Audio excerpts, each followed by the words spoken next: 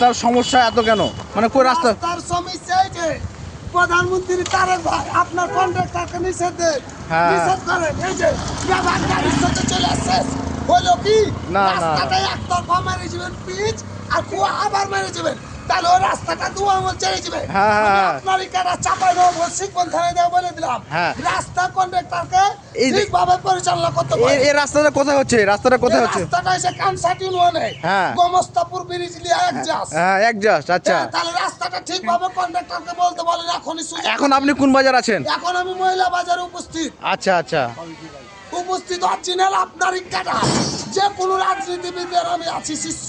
আচ্ছা, আচ্ছা, আচ্ছা, ঠিক আছে। তাহলে আপনি এখন বলছেন মানে আমাদের প্রধানমন্ত্রীকে বলছেন যেন এই রাস্তাটা মানে ভালোভাবে হয়, মানে ভালোভাবে জেনে মানুষ কয়ে দিতে পারে টাটকা টাটকা মন্ত্রী আছে, টাটকা টাটকা কাজ করে দিয়েছে লিখে। হ্যাঁ, হ্যাঁ, হ্যাঁ, এই রাস্তাটা সরকার আপনি কন্ট্রাক্টরকে ছেড়ে দেন, আমি রাস্তা করার জন্য তোমাকে দিয়েছি, হ্যাঁ। কিন্তু রাস্তাটা ঠিকভাবে বুঝিয়ে দাও জনগণ। Right, right, right, right, right. এইগুলো আমি আমার সমর্থ শেষ।